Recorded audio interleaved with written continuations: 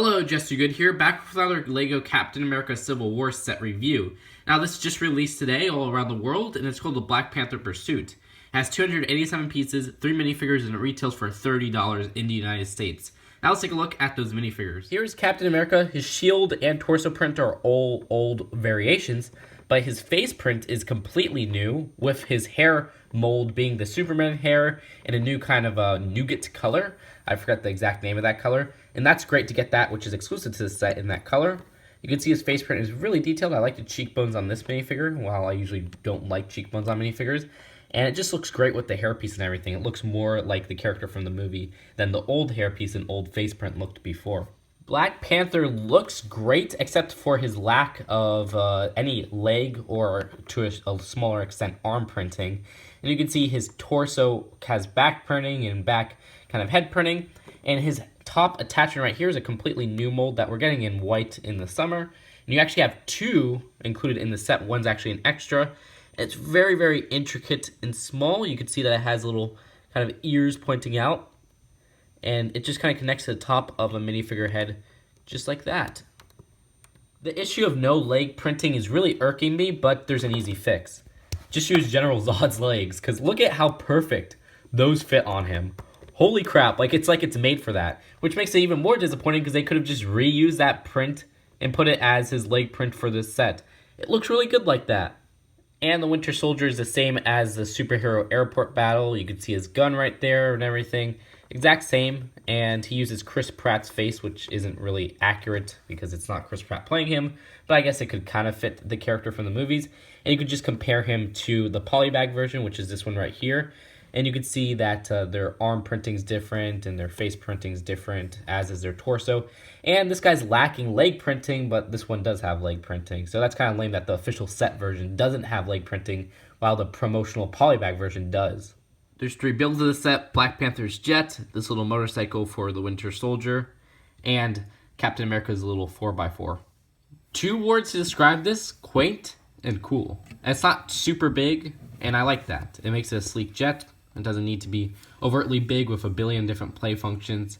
It just looks really cool. And actually, it's probably my favorite vehicle of the whole Civil War line, and I can't really find a flaw of it. I think it's actually a perfect looking vehicle.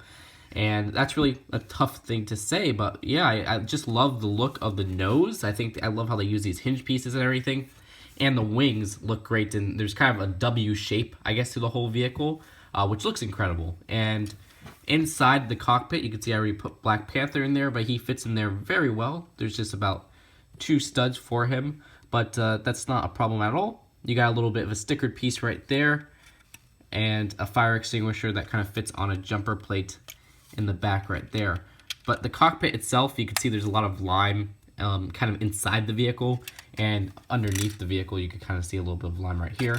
And then they use purple and black for the exterior of the vehicle, which I think looks great. You know, I'm a sucker for the purple color. Other than that, there's some stickers on the wings right here. The wings don't fold or anything like that, and I don't mind that.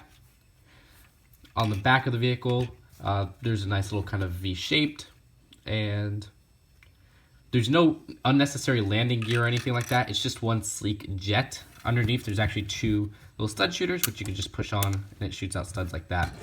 So there's not much else to say about this because it just looks great. I think it speaks for itself. There's only about, I guess, 7 stickers used, because you got 3 right there, 3 right there, and then 1 in the cockpit. So, looks really good. And now on to the next vehicle.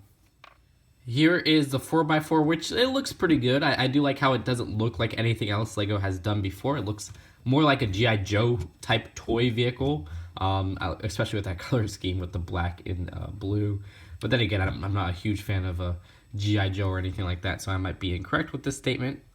You can see there's a stickered license plate on the front, as well as one on the back, and it says Task Force on the sides.